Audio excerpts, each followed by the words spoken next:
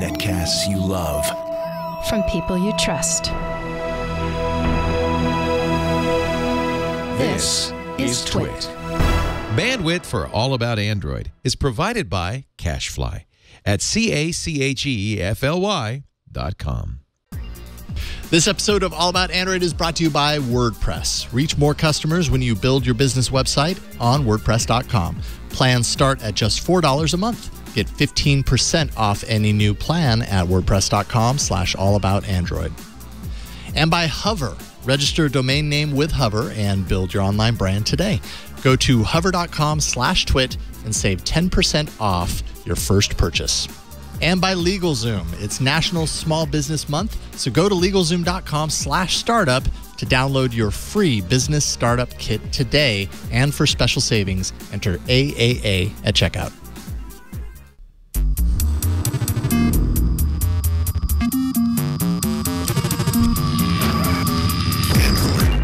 Hello and welcome to All About Android, episode number 360, recorded on Tuesday, March 13th, 2018. We're your weekly source for the latest news, hardware, and apps for the Android faithful. I'm Jason Howell. And I'm Ron Richards. And I'm Florence Ion. Woohoo! Hi. That's my Florence Ion hands. Hello. There it is. How's it going, y'all? I'm a little hopped up on sugar from the pre-show Oreo tasting, which you can watch after the show if you're watching the recorded version. Yes. Those are some good Oreos. Yeah, they were good, and we're in sync this time, which is different. We are in sync, which is nice to celebrate the OG3. We got no guests tonight, right? It's just us. That's right. It's just slim and trim down to the essential core of the show. Is that the right way to put it, would you say? We're the core of the show, so. right? Oh, absolutely. And then sometimes we branch out. But this week we've got some, very pressing things that I think we need to all, just the three of us, weigh in on. Yes. Pressing matters. I'm just rolling my eyes because once we get past the news bumper, we'll talk exactly about why I just rolled my eyes, which is the fact that... I'm curious. Well, Google loves to launch things the day after All About Android. True. It's a historical note. It is. It's a precedence that Google has precisely. set. Google likes to sometimes likes to troll us specifically. They're totally doing it to us specifically. They right? are. Right? They are. Right? Yeah, they know. No, they probably aren't. They know. They said that podcast that thinks they're our friend. Yes. They're always saying they're our friends, and every time they do, we roll our eyes at them. This week, we're going to be discussing all of the details of Android P developer preview. I think that's what Flo was talking about. We've also got Broadcom's failed acquisition of Qualcomm. Assistant routines are now rolling out, apparently. Ron, you'll be proud of me. I've spent some time with Bluetooth earphones, and I'm going to compare a couple of them here on the show and how they work with Android. It's like I'm testing the waters, so to speak. I'm very curious to hear what that sounds like. We're going to check in on what's that? Sounds like. That sounds like. Air quotes. Well, you won't be able to check that out for yourself unless you actually get these headphones and put them in your ears, but they sound pretty good. And then also, what's in our feed? A random segment idea that we came up with on the fly weeks ago. It's happening. Interesting. It's going to be interesting. I don't think any of us have. None of us have taken a peek, right? We don't know what's in our. No, feed. I'm worried, but no peeks. I purposely, the last time I looked at my feed was this morning on my commute, and then I'm like, okay, I can't look at it all day because I didn't want to swipe anything away. Yeah. It's going to be completely raw, unfiltered access to my feed. You didn't want to pre-prepare your explanation as to why that's in there. Yeah. Yep, exactly. And we're gonna patch into my phone live, so I can't filter it even, if there's any embarrassing articles or anything. So that's right. I'm very excited about live this. Here on All About Android. When we find out that Ron has actually been searching Kim Kardashian, we'll know it live on the show. Well, I also worry because I allow the Daily Mail as a source on my readers, so Lord knows what headline they're going to put in there. Yeah. Because the Daily Mail is trash. Yeah, we'll it find is. out. It's super trash. It's trash. We'll find out. But before any of that happens, Victor, it's time for the news. If Android news was chocolate, I'm sure Flo would say the difference between regular news and Android news is, That was, I mean, it was a worthy cookie. It was. You know what else is worthy? I think, well, in my short amount of time with it. We don't know if it's worthy yet because we don't actually have a name for it. So how do we know what delicacy it is? Okay. I guess where I was going is the OS itself is pretty worthy. You're right. We don't know what Android P stands for. We might find out, though.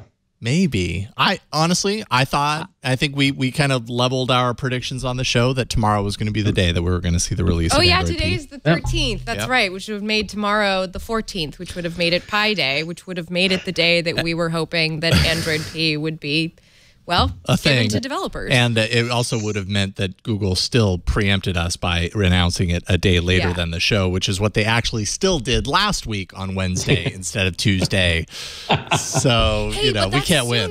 That's sooner than we anticipated. That's Isn't true. this like this? Is this the soonest we've received it in the last couple of years? I want to say that yes, it is. I can't remember the exact date last year, but I don't think it was this early in March. I wonder if it's because maybe this is a good way to segue into the features, but I wonder if it's because the features are not as drastic.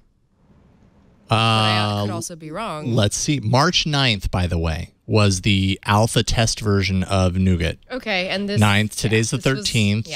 Earlier. This was the 7 days ago. Oh, my tabs are all out of order. Yeah. March so, 6th. What about basic math? March 6th. Okay, 6th. There we go. Okay, so 3 days earlier. Okay. So Sorry, technically the earliest. Yeah, that we've but by gotten a couple this. of days. Yeah, which I guess puts it right around the mark then. Okay, so Pi Day didn't happen. We don't know for sure that Android P is not Pi, but it's certainly not yet. And so last Wednesday they kind of started releasing it out. They're doing it a little different this time. It's not accessible through the standard beta channel. So you can't opt into the beta channel and have it installed magically on your phone easily. You have to actually go through the SDK and sideload it with ADB tools, which I did last night, which took me way too long because I don't do it very often anymore. I wonder why they... Is it because I wonder if it has to do with just keeping people from opting in, and because, Pixel's supposed to be like phone for everybody. So keeping people from opting in to sort of prevent crashes and I'm sure there's annoying user component reports. of that. Yeah. So I flashed it last night, went through the process. Was that fun? Did you miss it? Did it give you some nostalgia? nostalgia? I didn't miss it at all because I thought it was going to be really easy, and I actually there was enough different in the process because I have the Pixel 2 XL and you have to do this other thing. It took me a while to figure out why I needed to do certain things, basically. So it took me far longer than I expected to. I stayed up later than I wanted to. I wanted sleep, Google. When I decided at 10 p.m. to flash this on a whim. When you're like, it's 10:30, I can start this project now. I'm good enough at this. Yeah. Yeah. Next thing you know, it's 2 a.m. and you're like, I'm dead tomorrow. And it's We've not like all I'm been doing there. it on a dummy phone. This is my device. Yeah. This is Daily my phone. driver. Good. Yeah. So I'm taking one for the team, as I usually do, I think, in these early beta kind of flashes. So new features. What do we have? I mean, it's a huge list, actually. And doing the show 6 days after the announcement is actually good because there have been a lot of extra discoveries. Mm-hmm.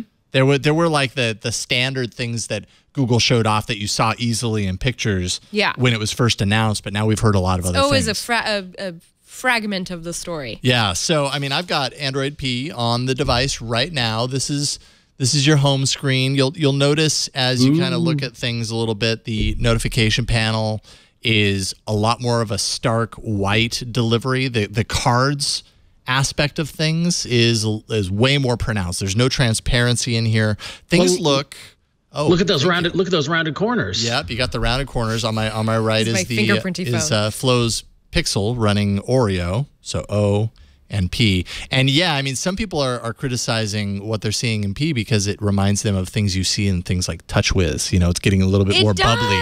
What is the bubbles? Yeah. I really like the old method. I like the one on my phone currently now. Really? I do. I'm down with this. I'm resistant to change. I like it. But it's so iOS-y. Well, so It looks like the control the see if I iOS can- control center or whatever it's called. It does. see if I can tweak my hand I up. was trying to put my finger on what that was, and I was like, yeah, that's exactly what it is, and that's not good. So, oh man, it's so hard to Does hold it my have hand to like be this. blue? Here, I'll hand that back to you because my hand Here, hurts. I'll move. I'll bring it up if it's important. All right. So you can kind of see the quick settings. Instead of swiping to the side, it's actually Does a it vertical not have slider? slide Oh, it now. does. Okay, up there. You got a little alarm, quick settings down there. Up at the top, you can see that it's a little bit trimmer. Thankfully, well, I don't know, does that date stay there? No, it doesn't. It's only when you have the notification pulled down. But the clock's on the left, no longer on the right. We had heard that might be happening. That's If gonna my be an phone had a adjustment. notch, it would probably be right in the middle there. Well, now they have the notch-friendly designs in B. That's right. Yeah, right? That's Yeah. right. Natively supports display cutouts, whatever those may be it notch or any other thing, multi-displays. Well, why do cut they in have to middle, move that the sort of thing. time? I spent all these years looking at the time on the right.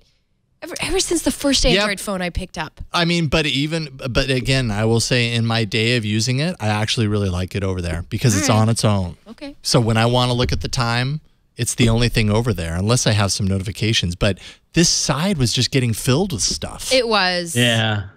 You know what I mean? And now That's gonna be weird though, because I feel like the natural, the drift to the right for whatever reason, it's gonna take some training to look to the left to the time. Yeah.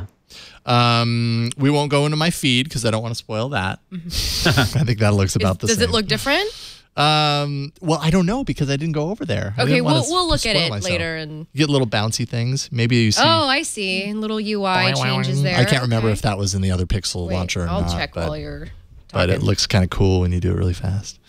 What else is Oh there? yeah, that was there already. Was it? Okay. Yeah. Well, check it out again. It's a nice bounce. If I hold down the power, you get a new kind of power drop down here. I mean, somewhat similar. I appreciate that.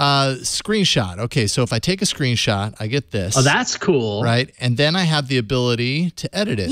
There's a built-in editor for That's your cool. screenshots. So it pulls this up, it gives you your screenshot. You can do things like crop and oh, circle thank goodness. stuff. I don't have to open it in photos. And And then, there you go, and it saves it. Yeah, go ahead and allow whatever. Oh, it's called Markup, So that's huh? that's an app called Markup. So it's not specifically for screenshots, but it's leveraging the ease of pulling screenshots in for it. Yeah, and editing them, cool. and then you can share just that portion or whatever instead of the whole thing, or download another app in order to do it. Can you press the power button again? Yep.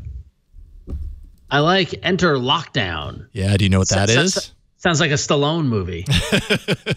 Over the top.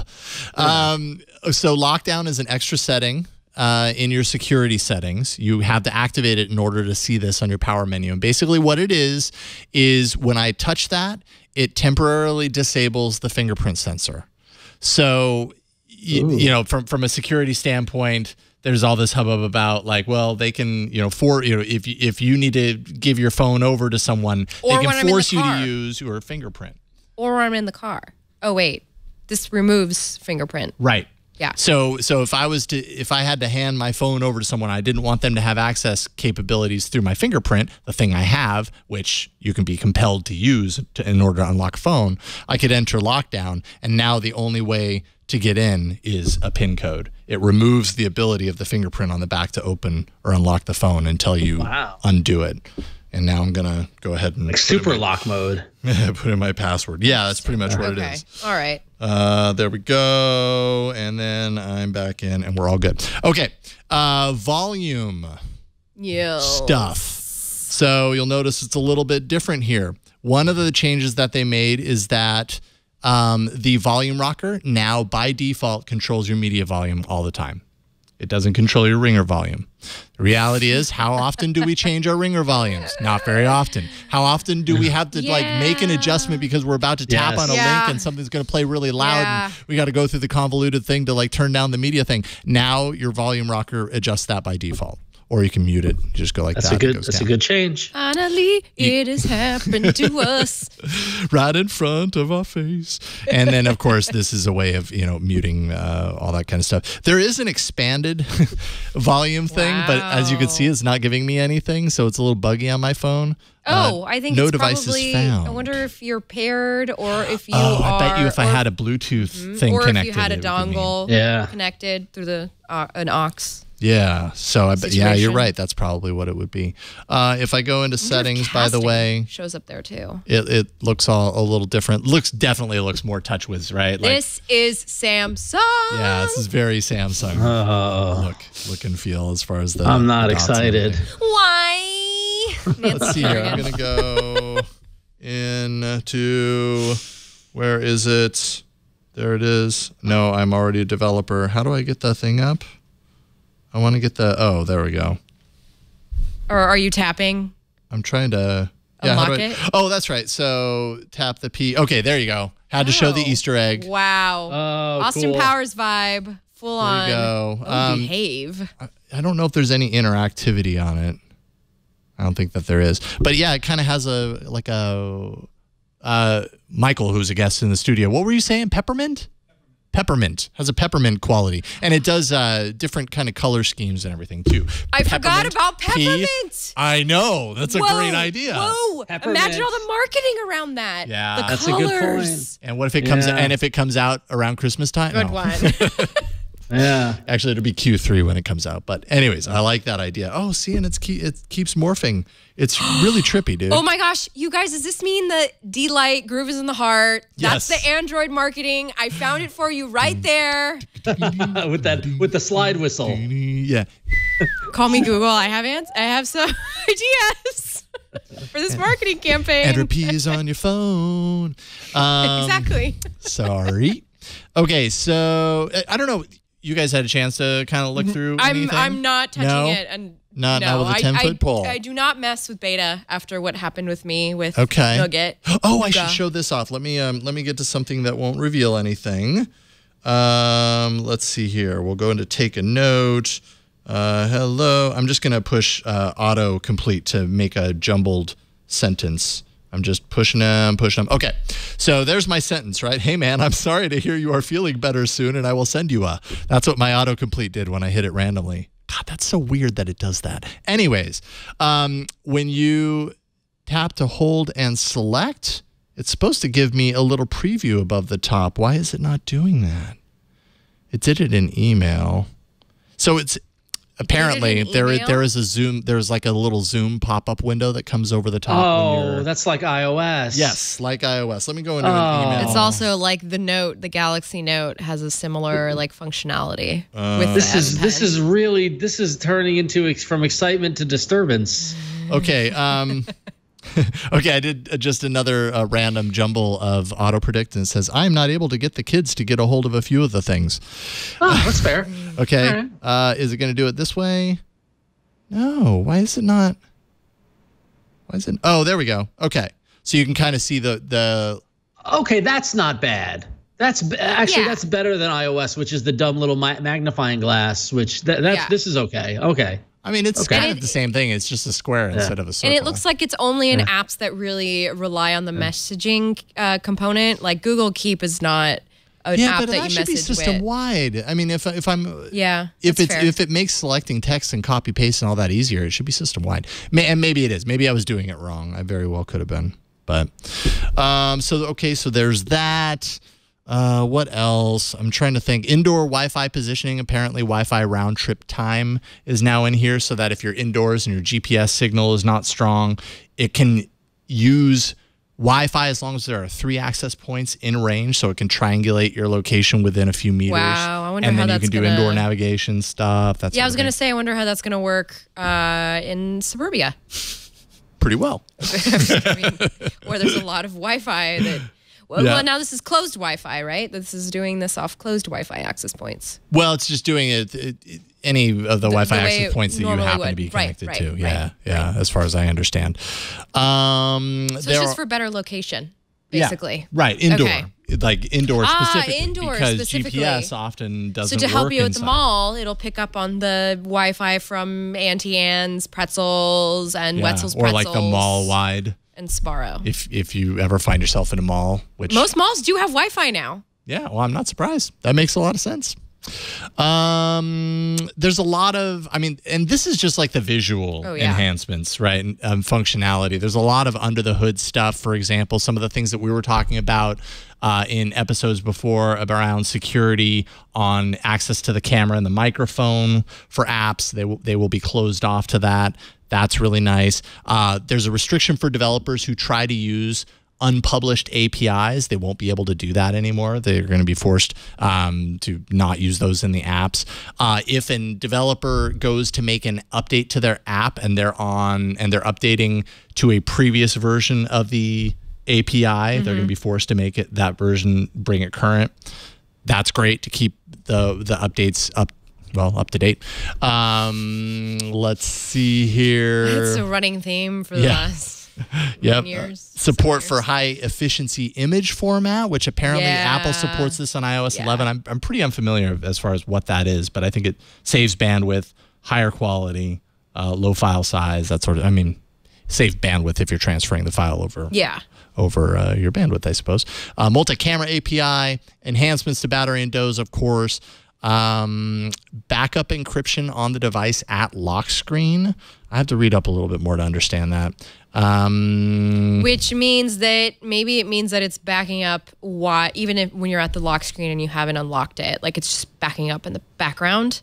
Yeah. Rather than waiting for you to unlock it and doing the whole backup thing when you plug it in. I'm not entirely sure. I have to, that might be Well, we have plenty of time to find out. I mean, I'm sure you're going to be digging more into it. I'm going to be using it. Exactly. That's for sure. Another one is this auto rotation or screen rotation temporary lock. So see how in portrait, I changed to landscape, it locks it, but I have this little button down here.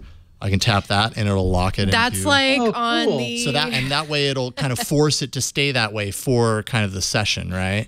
Oh, and then when it's you're ready popping for in it and to out. release, it, you just tap that and it'll release. It's like the Axon M. The ZTE Axon M has little... Oh, does it have that in? Well, they like pop up so you can change modes. Oh, okay. Yeah. Yeah. But Web 1712. Jason, can you say just like Apple does a few more times? I said that maybe once. I'm not really quite sure. There are three of us here. We're all saying things. Web 1712. And then finally, I know that I've missed stuff. Improved autocomplete support in Chrome browser. we'll see about that. Yeah. Because that's been a challenge with Oreo. That's subjective. Anytime there's autocomplete, I was like, that's subjective. Well, besides passwords. Yeah. But I like enhancements there. Yeah. What do you guys think? This is very early. This is a very early version of this. It's too early. I mean, it's because I don't have it, so I can't play with it. But from the scene, but like it seems as if a lot of the stuff I read was around the API stuff and the API access, the camera API. Right, which seems very interesting. That allows the camera API to access the two sensors if your camera has two lenses in it. Right. Which is really interesting. I'm curious what they're going to do. But I think that Dev Preview 1 so early. Like start making judgments at 3. That's my opinion. So, but I mean, it does give you a hint of where they're going from a design perspective. Ron Amadio at Ars Technica wrote an article that begs the question: is this the beginning of the new design language? We've talked in recent episodes about these rumors that Google is kind of on the cusp of releasing a material design 2.0, let's say, and maybe this is it. It's a little blockier, a little more bold white. Cards. You see it in the power switch and the volume rocker. You see it in the notification cards. Maybe this is kind of the new design language. Somebody noted actually in that Ars Technica article in the comments, it's like one of the most popular comments, is that information density just keeps dropping. On Android. It's just the fact that even moving the clock over to the left, as we were talking, helps alleviate the right side a little bit, kind of makes that a little less heavy. The big bubble icons, maybe like, Ron and I aren't feeling it for now, but it does add a little bit of a distinction between each different option versus, where you're pressing on the quick settings the way they look now. The way that the font is laid out, the way that these panels are being made to be really big and just contain, like, here is a panel and this is the information that you're going to need. It's the only information you need right now. But if you look at that lock screen, that we have on the screen right now from the Ars article, it looks very, I mean, it still looks just as busy as, we're used to on the Pixel. I will say that just the other day, I was pulled down my quick settings, panel, whatever, and I was thinking, this is getting kind of stale looking. Yeah. And so I wonder how much of this is just to refresh it and to make it, like we'll add color where there hasn't been color, and the rounded corners. I feel like we've been, we're hurtling towards a rounded world. I'm still shaking my fist at the Google Docs update and the round icons in the upper right hand corner. But some of this, yes, it's cosmetic, but it's also a way to show, hey, this is different. This is how you differentiate from the previous version. So I mean, like we're kind of, I feel like this is the equivalent of people on House Hunters who look at a house and say, oh, I don't like the color of the walls. Like, well, that's cosmetic. You can paint that. Right. These are cosmetic changes. I'm more, like, are we fine? Like every version of Android, talks about battery optimization and energy saving and stuff like that. And of course, if this had that in there, is it actually going to do it or not? Like that's the stuff that I'm more interested in. A lot of the API stuff. The design stuff is going to evolve with every version. They're going to tinker with something. What version of Android have they left exactly the same looking as the previous one? None of them. Yeah, and all of them look different, obviously, the first time you see them, and then you get really used to it. And then the next one comes out, and you're like, but I'm so used to this thing. But then it's better. But then, you get used to it, and it gets better. Usually is better. Mm-hmm. Appreciating elegant design. If the design works well and is elegant, then you appreciate it and you accept how it looks. So. Yeah. One bummer, I mean, talking about kind of the design element and customizing the look and everything like that. Something that happened in Oreo that we've really enjoyed, and we've shown it off on this show a number of different episodes, is the whole substratum theming engine that doesn't require root. Who was it? It was a guest that we had on not too long ago that brought that into the arena, and I think it may have won.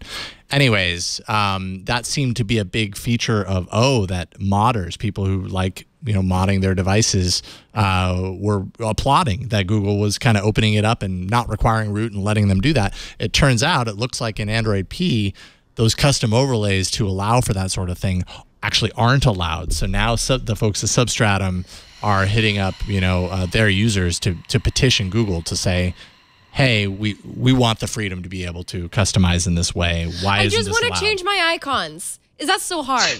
I have an aesthetic I live by. I like to just open my phone and have it look exactly the way I want it to look. Yeah.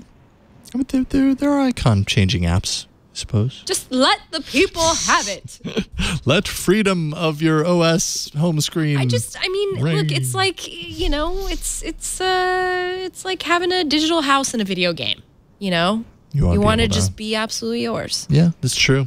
We've all been your there. Customization. And that's why we are on Android in the first place. Yeah. It's free to be us. Sing it. So right now, the developer preview only works on Pixel phones. So if you have a Pixel phone, you can install it. Nexus 5X, 6P, and Pixel C are no longer supported.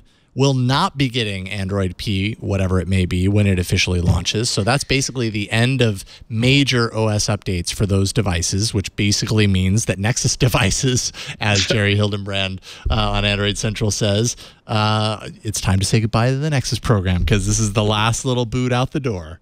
Do we get a little bit of funeral music yet, or is it too soon for that? Yeah. We could probably get a little taste of it. We'll definitely get it when that cutoff happens. I mean, the cutoff's happening right now. It's just security updates will last through November.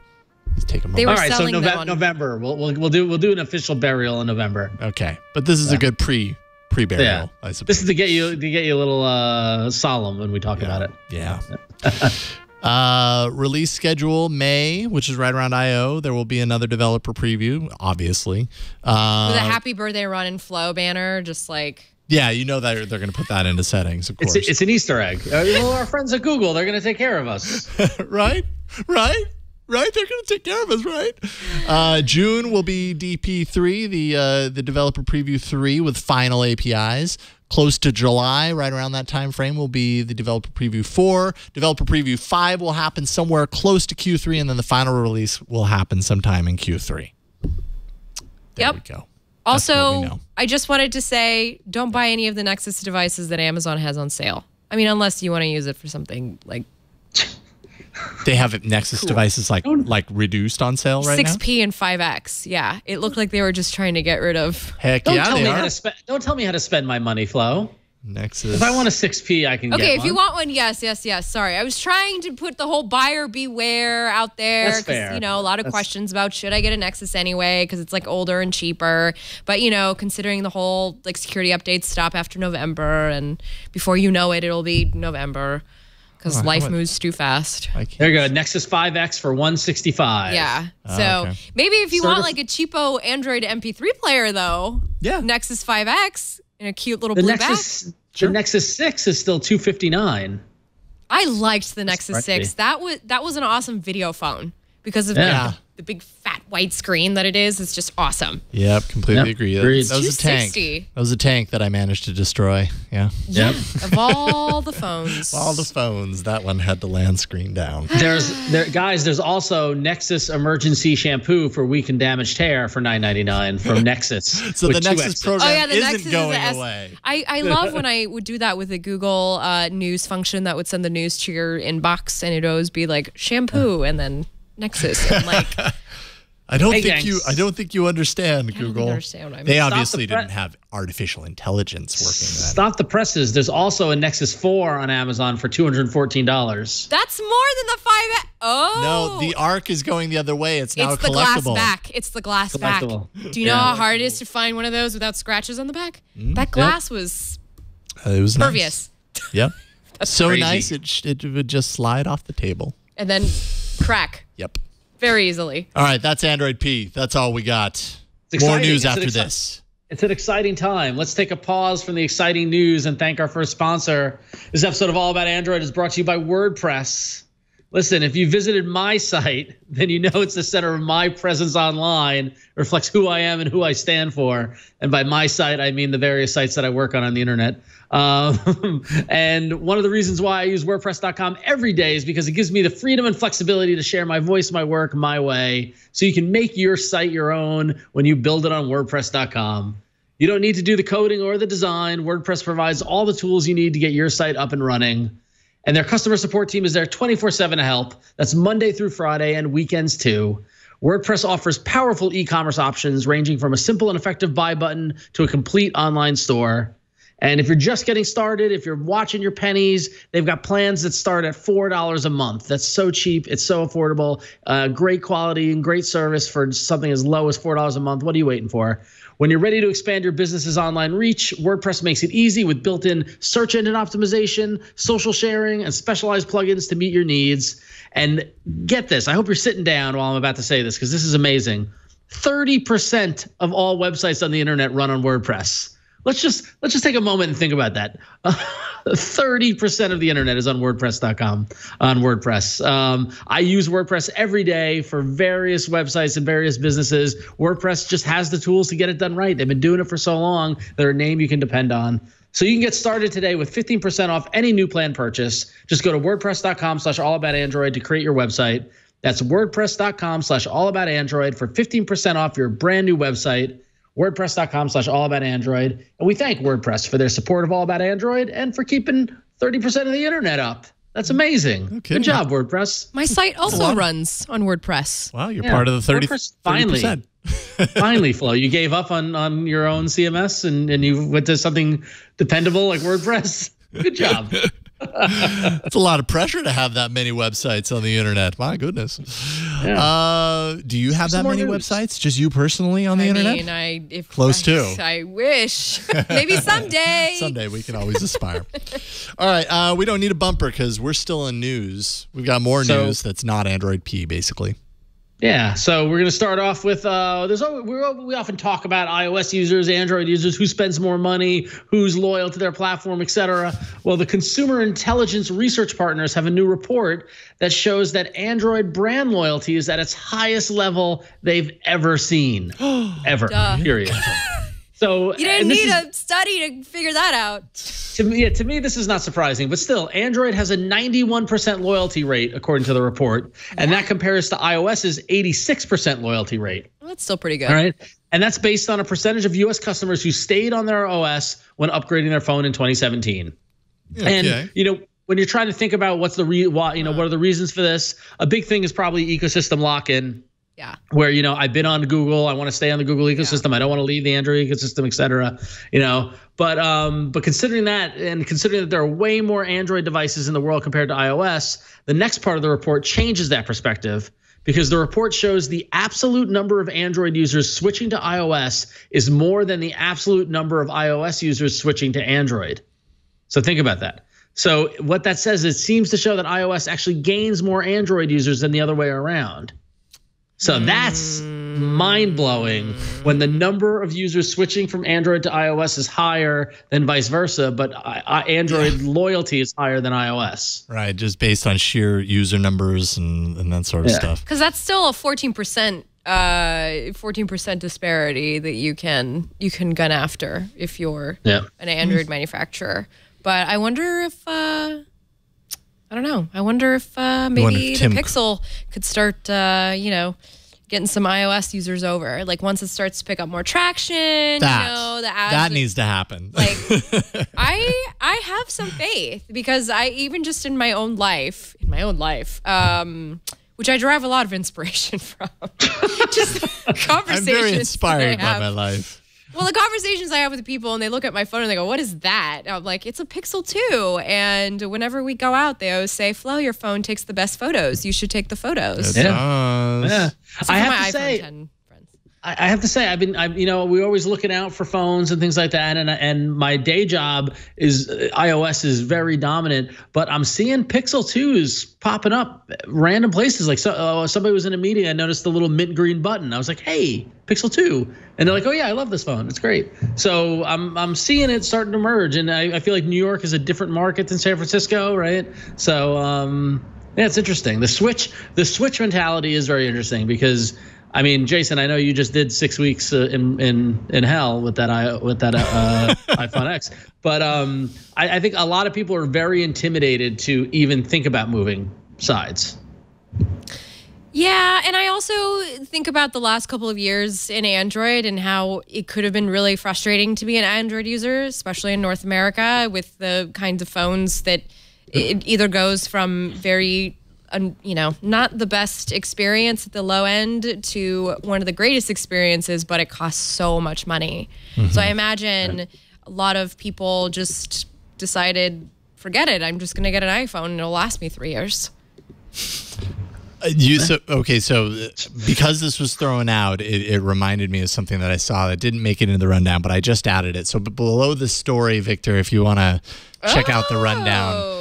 Vlad over at The Verge wrote an article, and basically the headline is, "The Pixel 2 XL was my only camera at the Geneva Motor Show." Want to do this. And when you go through the post, he basically breaks down why the Pixel 2 camera is so great, and it would be this way on the 2 and the 2 XL.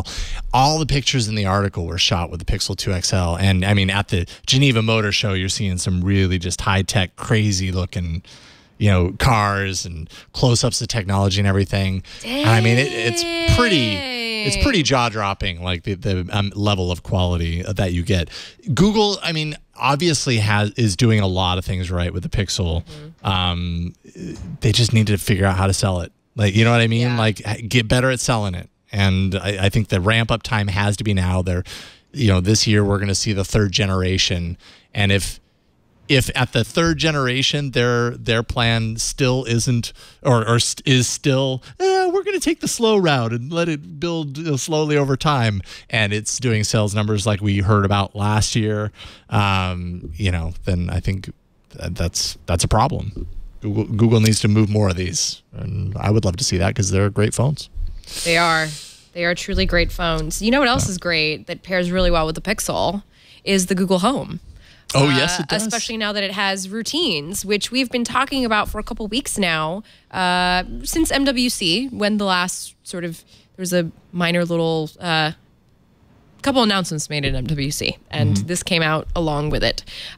So routines are now a thing, and Victor, if you wouldn't mind, I have them here on my phone, and so I can show you how to access them. I tried to look for them on mine, and I don't have them yet. When did you check? Earlier today. Okay. Should I check now? I think I got actually updated today Oh, when I okay. wasn't even paying attention. So here you go. This is the Google Home app screen, the main screen that you see when you get in. Here are your settings. You're going to go into more settings, and then you're going to tap on. You're going to scroll down to services, and under news, there's routines with a little sunlight icon next to it. And so these are the routines. I have them.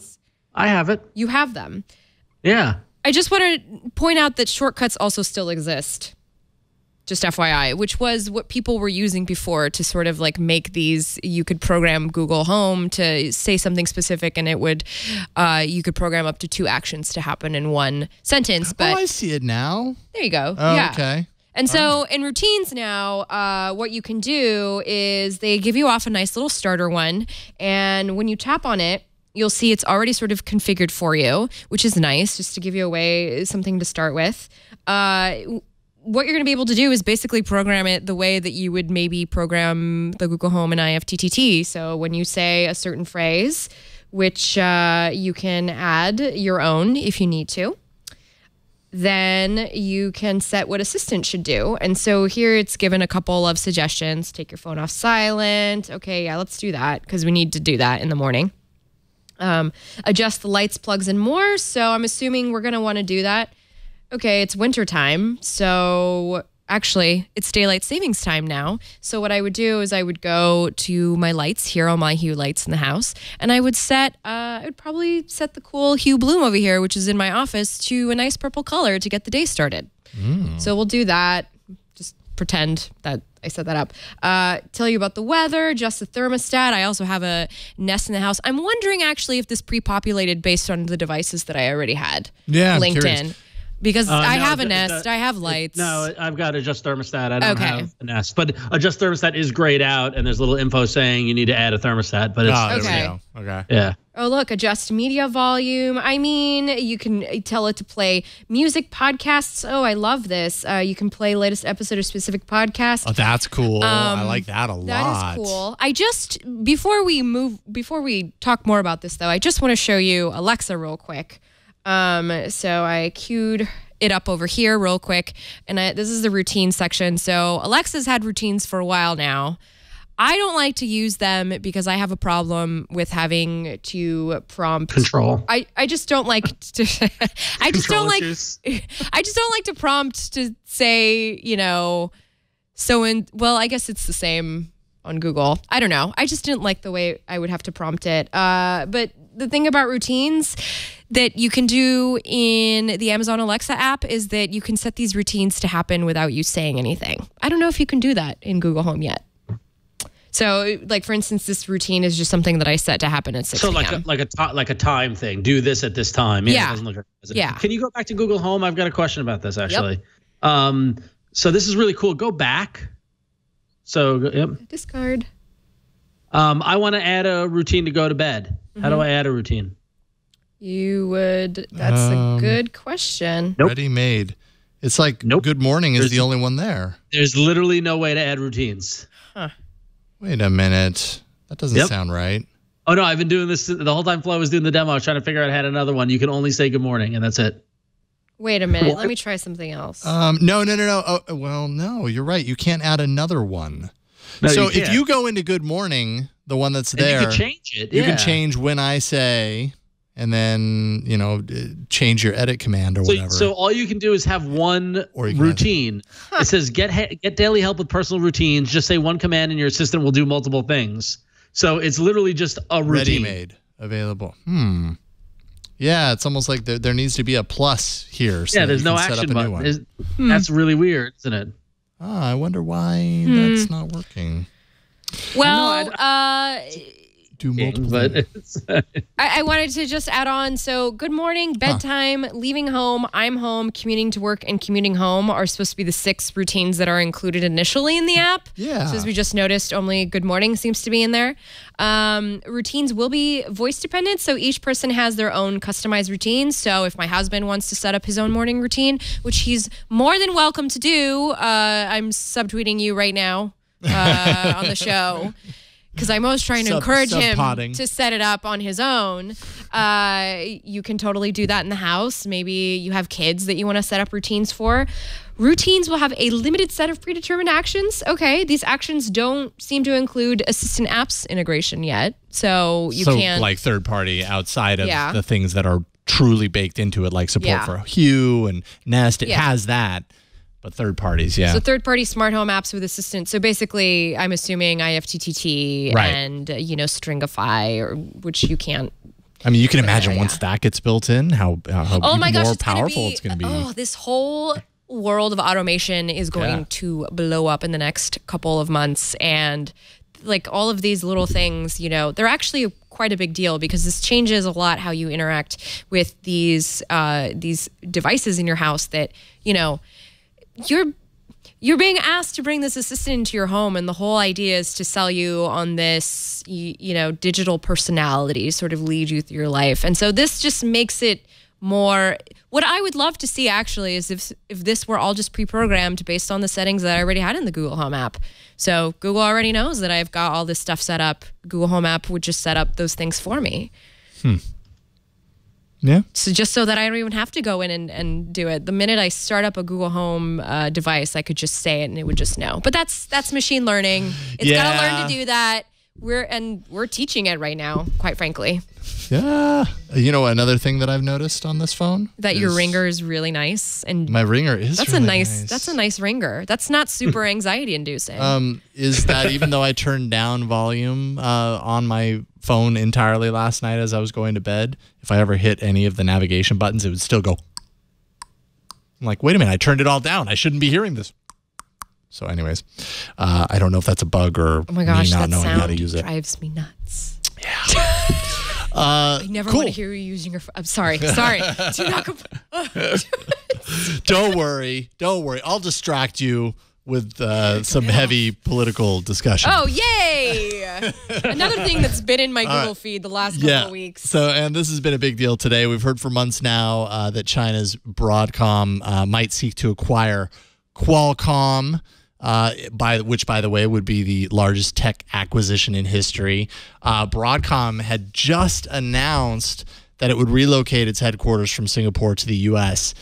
2 days before the Qualcomm shareholder vote would happen, which, hopefully would, from their perspective, potentially tip the scales.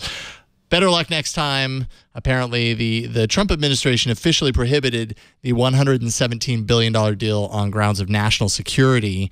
Basically, they're heeding the recommendations of the Committee of Foreign Investment in the U.S. The deal, they say, could slow and or weaken U.S. investment in chip and wireless technology at Qualcomm that would favor Chinese development of next-generation wireless systems like 5G, which ultimately would give companies like Huawei the lead in the space. That's kind of why we're actually talking about it here. Huawei, you've heard us talk in the past, has been in the crosshairs of the U.S. government for years. For years, and then very recently, there was the kind of the pressure to not allow U.S.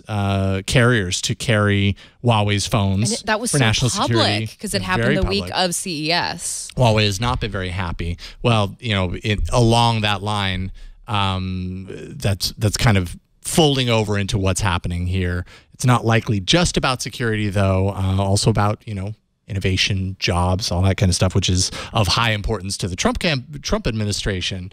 But I think there are a lot of people that are seeing what's happening here, and they're actually applauding the fact that this merger isn't taking place. Outside of all the political pressure or whatever, they're happy that that's not taking place because ultimately it would be another example of, big company swallows up other big company, innovation dwindles, you don't have any of that progress. One company owns the patents on so many things, and so, effectively that merger would own, perhaps this is hyperbole, but I feel like it would affect every single phone that everybody, besides Apple phones, I guess, since they make their chips in Apple land. Right.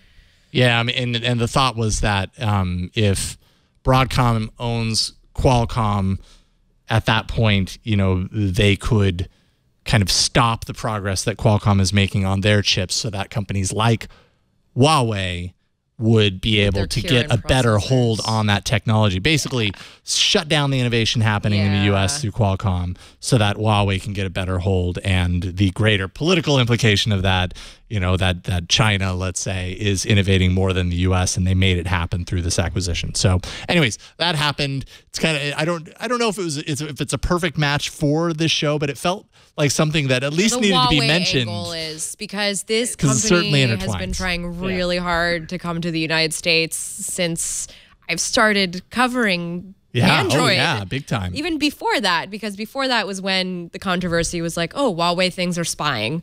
And that was like, oh, that's bad. And so then they had to wait a couple of years, kind of work on their phone thing. And then they came out in 2013 saying, we want to come back. We want to. And they almost had it. They almost had it in 2018. I mean, I think it'll be interesting to see. Like there are some red lines being drawn in the sand right now around U.S. trade with outside of the U.S. and this is a kind of a piece of that puzzle. I think it'll be very interesting to see related to this show a lot of the technology that we talk about that is coming from overseas, is coming from China. Matteo brings on all of these devices that we don't see in the U.S. regularly, but I know that those companies have great ambitions to have some sort of representation in the U.S. And with those red lines that are being drawn in the sand, that's going to get a lot more difficult. I'm very curious about what else this will do to foreign-made phones or foreign-made technology, I should say, because we're not the only ones making these things. No, absolutely we true. Are not. Absolutely true. This is going to be interesting to watch. Yes, indeed. You know what else is interesting to watch? Our feeds. A little. Oh yeah, here we go. Sneak This is time. peek into our lives. So how do we need some sort of wheel? How do we pick who goes first? Oh boy. I'll just go first. I'll take one for the team. Or Okay. I mean, I don't know. I mean, if anyone else is nervous to go. I'm not nervous. I offered up unfiltered access. If Victor clicks the link in the doc, he can get into my phone. So, all right, we'll give Victor time to get into your phone. I'll go ahead and go first because I've got it up here. So what is this segment? We talked about this a couple of weeks ago. We said, it'd be very interesting to see what we have inside of our Google feed because it's been really, very good at offering up stories, blah, blah, blah. We should do that on a future episode. Here we are. We're going to check out our feeds and hopefully... Well, it could be very uneventful. It could be like, there's a bunch of Android news. Yeah, it's Could true. be not, though. I'm fairly certain it will be surprising no matter what we see. So, all right, so we'll dive into my feed first. I'll be the guinea pig here. We'll go ahead and swipe over. My feed is showing, of course, the weather up top. Google Assistant multi-step smart home routines are now live. That's routine, singular routine. Oh, yes, that S is disingenuous.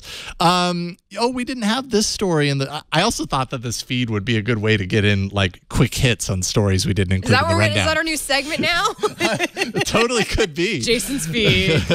Android Oreo 8.1 is actually available for Essentials. So if you have an Essential phone, you're going to start getting 8.1 update, I think, imminently. So that's good. Galaxy S9 Plus versus Pixel 2 XL, new low light champion. Okay. Nothing really that surprising here. Like, this is what I do a lot is read stories like this. AT&T Time Warner merger, Fitbit Versa undercuts Apple Watch. Okay, so Fitbit has a new smartwatch that they announced today. I haven't really read very much about it, but apparently it undercuts the Apple Watch on size and price. Movies Anywhere, we've talked about that on the show. They've actually now added Fandango Now. Okay, 9 games we'll never install. I hardly play video games, but I still get it in my feed. 6 Balloons official trailer with Netflix. Rex Tillerson, of course, that was big news today. Of course. Taylor Swift. No. First surprise. That's your daughter right there. First That's surprise your in daughter my in the feed. Algorithm. I've got some Taylor Swift Delicate. That's her new video that just came out yesterday. Is it from her album? Yeah. Okay, then I know the song, but I don't know the video. She's dancing around because she's free from her celebrity. Anyway. Pennsylvania special election, 10 reasons to visit Fort Myers and Sanibel, Florida, because we're going to Sanibel. They always do that. It's always from like a random site I've never heard of. Random site. Well, National Geographic. Oh, never mind. However, we are going to Sanibel, Florida. Like that's where we're pretty spending. good. Have you searched for Sanibel, Florida? I don't remember ever searching. It probably looked at your tickets. Upcoming trip. Yep. In your It's Gmail. just right there. Yep. I did not search specifically for Sanibel, so I know that it's pulling that. And then, of course, Orlando from the New York Times. It says your upcoming trip. Yeah. So, it does. Right. You're up. Oh, that's smart. That's really cool. Yeah. That's pretty good. Phew. By the way, the weirdest thing that happened was Taylor Swift. All right. Do you want to watch the video? No, not at all. Are you sure that we could play the song? Okay. No. All right. Phew. I made it out alive. Okay. Who's going next? Flo, would you like to, or do I'm ready to? If you want Ron, me to dive you go in. because you're ready. I'm gonna go last. Okay, so Victor is dialed. Here is my phone. Here you go. You see, this is my home screen. I Fun love stuff. looking at Ron's home screen. All right, I am going to swipe right. You ready? Swipe right. I have no idea what we're gonna find here. Okay, let's do it. And it'll be really underwhelming if it's all the same stuff. Of course, the first thing is the Mets. All right, here we go. Juan Lagares trade is looking possible. All right. Then we got something on Robert Mueller. All right. Something on Star Wars. That makes sense. Yeah. Mac OS WWDC 2018. Interesting. The Mets Astros score today. Surprised that scorecard is not up at the top. Yep. Related stories. It's asking me if this card is useful. I'm going to say yes, it is. I would say it is. Absolutely. Yeah. All right. Violent video games not welcome for Olympic esports. It's trending. Okay, that's trending. That's kind of a It's my phone really thinks I still live in San Francisco, so it gives me giant scores. You still sort of care, right? Yeah, no, I do care. I do care. All right. More about him. Whatever. No, this is not useful. HBO. Nicolas Cage. Nicolas Cage cast a Superman in Teen Titans Go movie. That hits a lot of things. Okay, so wait a minute. So is that Nicolas Cage? Is it Teen Titans Go or is it Superman? Nicolas Cage is trending. But it's trending for me because comicbook.com is a site I go to a lot. So that makes sense. Okay. Here under I've never seen a section called comics, but this is about the American Gods comic. A little bit of local weather. We're getting hit with nor'easters. Yes, that's good. Doing you a service, public service. A little Google and Sith. Oh, I heard about that. Yeah. It's telling me that there's a new episode of The Flash tonight, which I love to watch. It's also telling me that Que Sera Sera by Doris Day was released yesterday. And that's fascinating because Que Sera Sera is a song that we listened to like 2 years ago a lot. And I haven't listened to it in a while, but it does have a lot of emotional resonance. And I'm really serving that up. And then, of course, there's a new episode of Fixer Upper tonight. Which is your favorite TV show of all time? Well, hey, Shiplap. Ron loves Shiplap. Yes, he's a big Shiplap fan. Let's say two things. When you live with someone else, you accept what they like, and also that show's been on the downhill this season. It's just not good. Anyway, I will say I've spent many hours watching that show when I had cable TV. Part of the reason I got rid of cable TV is because I watch shows like that all the time. Yeah. All right, well, I don't cable TV either. I actually pay Google Play for the season. Oh no, that's how I pay for it. I pay HGTV to watch Fixer Upper. That's full on intention right there. Pay your devs, pay artists. You should pay for your media. So there it is. This is such an interesting window into our lives. It's Flo's turn. Flo, what you got? There better be some Kardashian in there. Oh boy. Okay. Look at Steve. What I mean by my home screen. I have an aesthetic. That's cool looking. Here we go. Here we go. All right, so the first one is robot vacuum cleaner. Nita launches assistant-enabled bot vac D7 robot vacuum. That makes sense. In case anybody wants to know. I mean, your beat right now with what you're doing is home. smart homes. That totally makes sense. Google's the second thing from The Verge. Oh my God, my heart is beating. I'm like so scared. It's okay. It's really, it's like, this is nerve-wracking. It's revealing. Yeah, it's very revealing. Tk you. I needed a second. Trending. Here's what Ned Stark whispered during his Game of Thrones death. Is that a spoiler? Probably. Well, because I used to be really into Laura Hudson. I still am. Laura Hudson used to recap every Game of Thrones episode. So I used to do a lot of research. One of these days I'll watch that show. Samsung Galaxy S series. Okay. Android. Aviation is a thing I do like. I am kind of a closet aviation nerd. I heard about this story about the dog that died in the. You guys, this happens a lot. Or I mean, I shouldn't say that, but anyway, it's not the first it's sad. thing. Sad. Jimmy Kimmel is. I was Googling him during the Oscars, reading up hot takes as you do. Yeah. Nintendo Switch is a thing I'm really into because I'm always looking, what game can I buy this week? Well, there's an update that adds small fixes and hidden features if you're it's interested. from Polygon, which is a site that I get a lot of my gaming news from. Yep. Smartphone notches, a startup pitching a mind uploading service that is 100% fatal from MIT Technology Review, which, by the way, great publication. I love it. This is why I love it, because they do stories like that where you're like, question marks over your head. And of course, we have the new episode of The Real Housewives of Beverly Hills tonight. It's not quite Kardashian, but it's close enough. Ooh, Eileen Davidson's in tonight's episode. Eileen Davidson of The Young and the Restless and Days of Our Lives. You're so much better than this, Flo. Blackish is a show also that's coming up for me. I've heard that's a good show. I've never watched it. We're not doing more stories, are we? No. I don't think we're going into more stories. Because if we go more stories, then I'll happily tap to refresh, tap to update. There's the Met score. Yeah, nothing.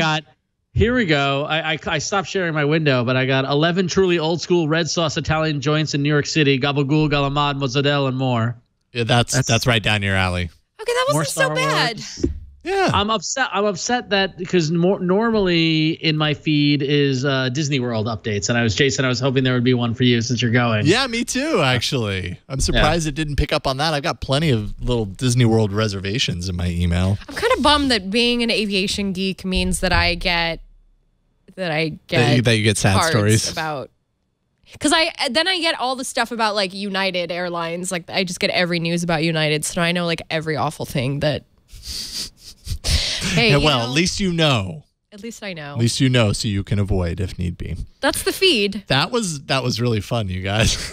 I hope the viewers enjoyed it. I don't know if it was fun for anybody else, but I thought it was really entertaining. I think it was an interesting experiment. I think it was a good experiment for us to do because this is a part of the AI and the machine learning that Google infuses so much into its products. And so the idea here is, their whole slogan, make Google do it, like make Google get the news for you. Only the news that you want.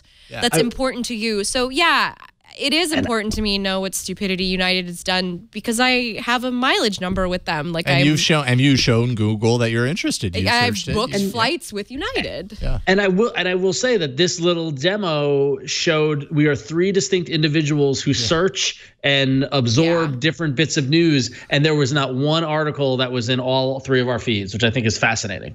Yeah. So that's true. Wade County says, I guess you can do this segment every 3 to 4 months. We'll see about that. Yeah, I'm down with that. It might get old if we continue to do it, but maybe we'll do it again sometime. Maybe we can do it while eating Oreos.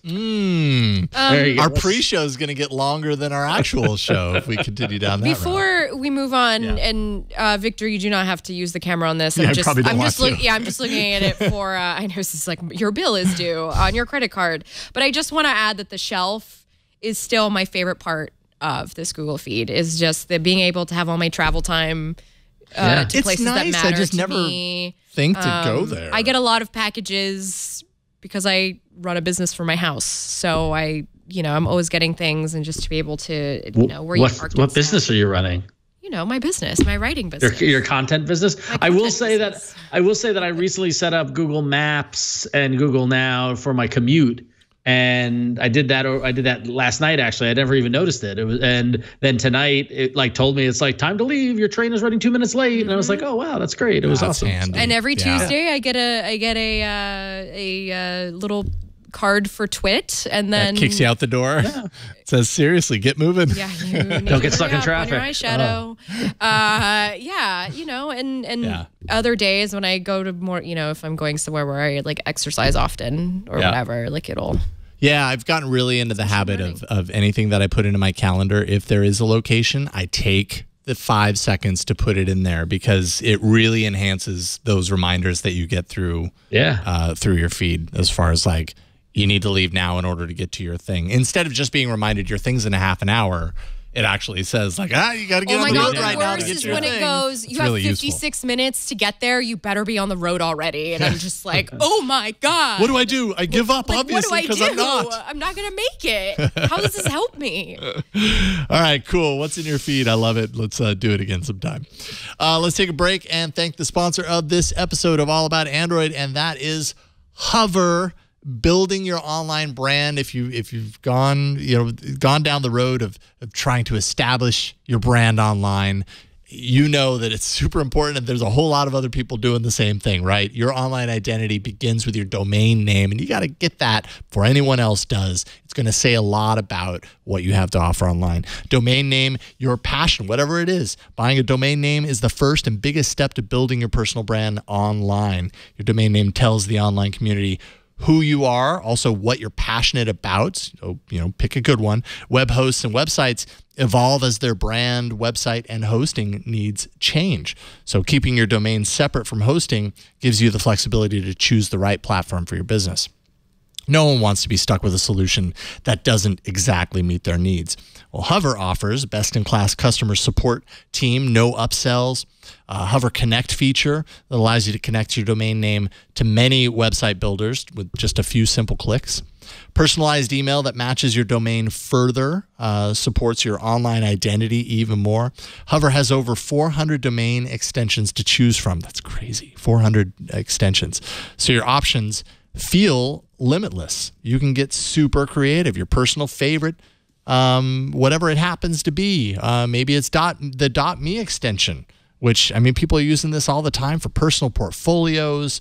It's a great way to stand out from the generic .com or .net, and which, by the way, it's very hard to get the right .com and .net sites nowadays. If you're sending a resume to potential employers, you could use a .me to showcase what you're all about and stand out from the crowd. Become your own best brand advocate.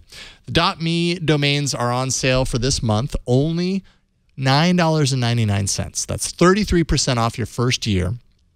And if you're new to Hover, you can even get an additional 10% off any of the domain extensions offered. Go to hover.com/twit to check out their deals. It's time to get your portfolio website up and running with a .me extension. That's hover.com/twit to get 10% off any domain name from Hover. And we thank Hover for their support of All About Android. All right, it's now time for a little bit of hardware.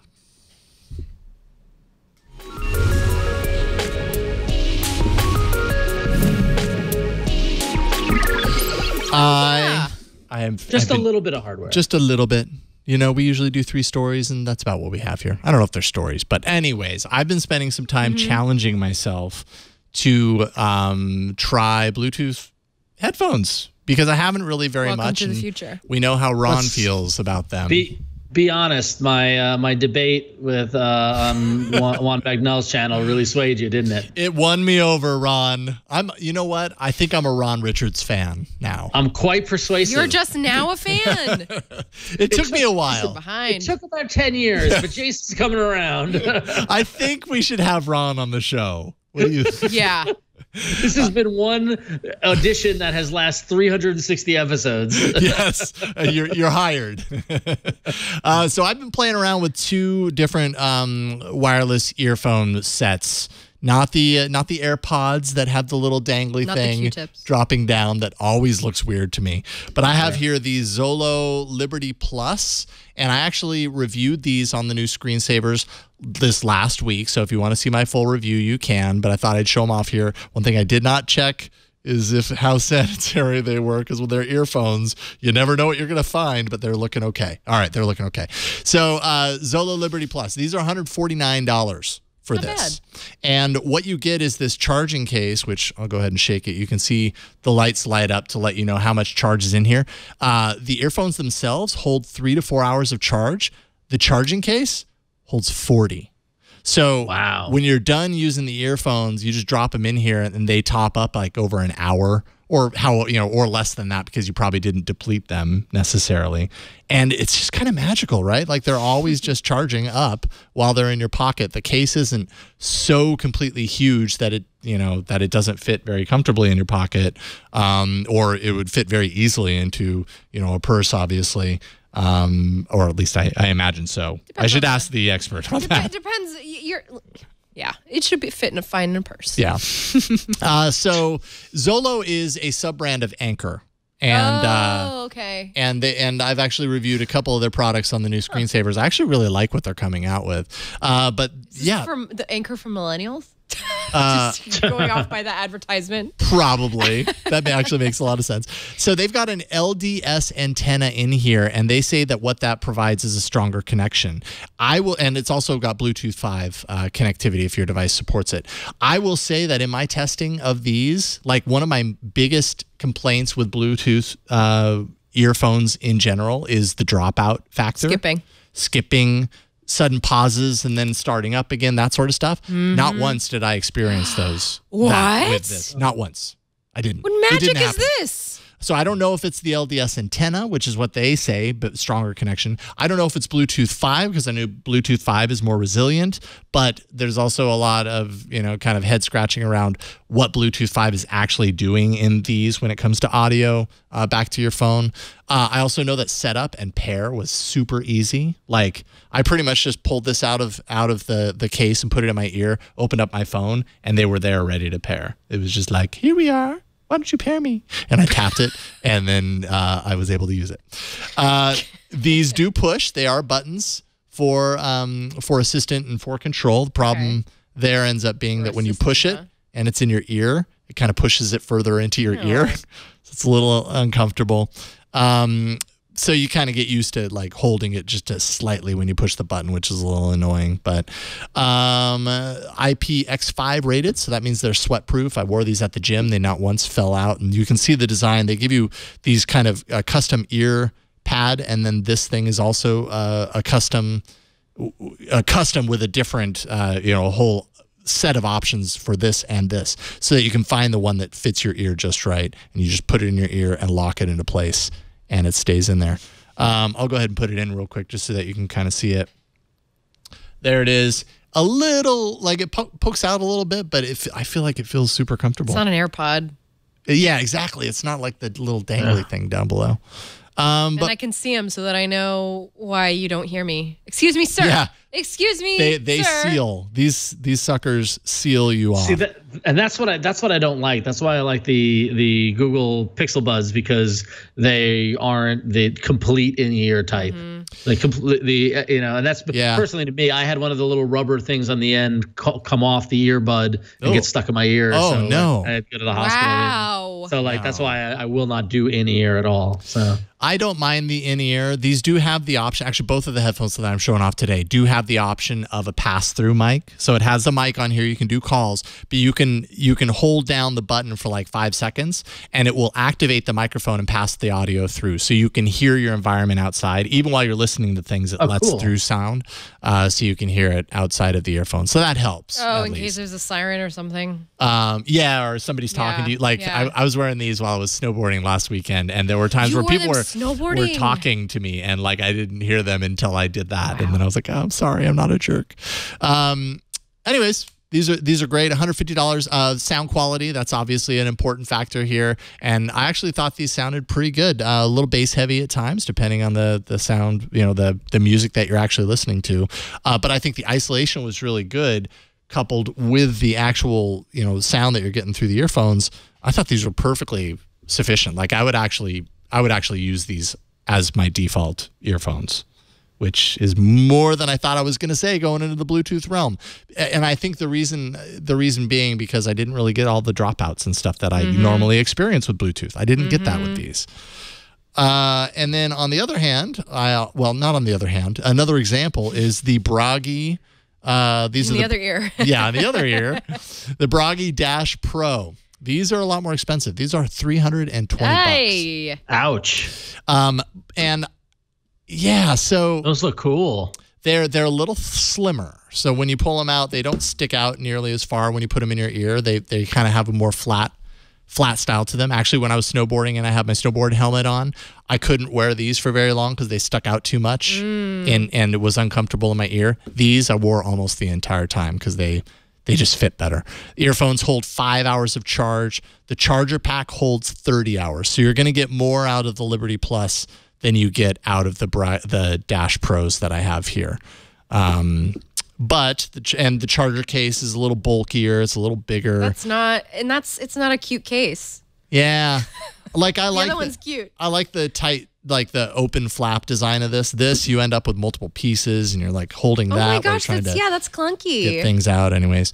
Capacitive buttons on these. So it's not a physical button. You can just tap it and, fire off assistant, or you can do swipe gestures for volume up, volume down. It also has keyword AI. It's AI powered for activity sensing. There's a heart rate monitor in here. So it's actually detecting your heart rate as you do things. So when I was wearing these snowboarding, it would detect that I was moving and it would say activity started and it would log my heart rate while I was snowboarding. Wow, like it right thought I was here. biking because it doesn't have snowboard as its method. So it's like RPMs at an average heart rate of whatever. But it kind of gives you a little bit of like indication while you're going along of like, you've been doing this for 5 minutes and your average heart rate is blah, blah, blah. So if you care about that stuff. Well, now I know what I want from Pixel Buds 2nd gen. Yeah, right. Totally. Yeah, I could see that. This does have the audio pass through. It's called windshield mode. So it has that great isolation. I would say just in general, much more comfortable. You could actually wear these swimming. So these are IPX7 rated. So that means sweat and water up to 1 meter deep for 30 minutes. Really great sound on these. The sound was phenomenal, and a microphone for calls. But I did on these experience multiple dropouts. For 350 euros. Yeah. It's a little unfortunate. Totally. I completely agree. I mean, enough so that I would be hesitant. And I don't know if it's an Android thing, like maybe these work better on iOS than they do on Android. I don't have an iOS device to test it out with, but I know that's a big part of their marketing is this, working with Siri and all that kind of stuff. There's 4 gigs of onboard storage on these as well, so you can store your music onto the device themselves. That just sounds like a toolkit of tools that I'm interested in some of them, but not all of them. Yeah. Like, is that worth another $150 for you or 100 some odd? No, because I bet Anchor is going to figure out a way to do all of that for $40. And perhaps, yeah. It also does translation. So I know that the Pixel Buds does translation. You can do that here too with the Bragi app. you have to do it with their app? Yeah, I haven't tested the translation myself. Okay. Everybody was speaking my language in Tahoe. So Really? yeah, anybody that I talked to, it seemed like anyways. I'm going to do a full review of the Bragi Dash Pro probably when I get back from my vacation in Florida. I'm going to use them You while could I'm try gone, them at the beach. and I will give a full review on new screensavers. And that's a couple of Bluetooth. But I think in general, my experiment with Bluetooth earphones, I'm slightly more positive on them. I got to tell you, I'm Pixel Buds every day in and out of work. I've charged it 3 times since I bought it. Wow. I charged, the Pixel Buds never get below 70% charge if I just put them back in the case all the time. It's been fine. I haven't flown with them yet, but I should be flying in April, and so I'll give it a try then. I remember during the debate about Bluetooth headphones, everyone's like, well, you can't use them on a plane in airplane mode. Like, yeah, except that who still uses airplane mode? I connect my phone via Wi-Fi in the air, and T-Mobile gives me free access. Like, clearly, we're okay to turn off airplane mode on planes, so you can use your Bluetooth headphones after takeoff, of course. Yes, right. And so I don't listen to music, during takeoff. That's fine. I can deal with that. But it's interesting. It's very interesting. Goodbye, headphone jack. So, but we can say goodbye to something else too. What? Look at that segue. I'm bracing for it, Ron. Goodbye to the Moto X. Oh. The Moto X5. I'm sorry, the Moto X5. Motorola is reportedly laying off around half of its U.S. engineering staff by early April. And not only that, it's laying off the Moto X5 that it was due to release this year. And it's going to focus on the Moto E, G, and Z series. And as much as I love the Moto mods, Looks like that's changing as well too. Their strategy is moving away from mods that appeal to niche markets and towards those that have wider appeal, which, to be honest, I can't argue that business decision. Hey, why don't we make things that have a wider appeal? That sounds like a great idea. So probably less game pads and more battery mods and cases and things like that. At least moto mods aren't dying completely, but I feel like they're on thin ice here. So they are, especially if they scaled back on their staff as well. Yeah, that's not a good sign. That's not a good sign. But is this also not a good sign? The fact that the first day sales of the Galaxy S9 are only 70% of the predecessor? Ooh. Or is it because last year a lot of people upgraded because of the new model that was introduced last year? Well, yeah, I mean, that's a good point, right? Like more and more, it seems like the phones that are coming out are fully capable, less reason to upgrade. I mean, is that it here? I mean, I feel like a large part of the discussion around the S9 has been like, yeah, I mean, technically it's better, but it's really hard to like tell people to upgrade to it. And this is pre-sales. So pre-sales for the device have been lackluster compared to previous years.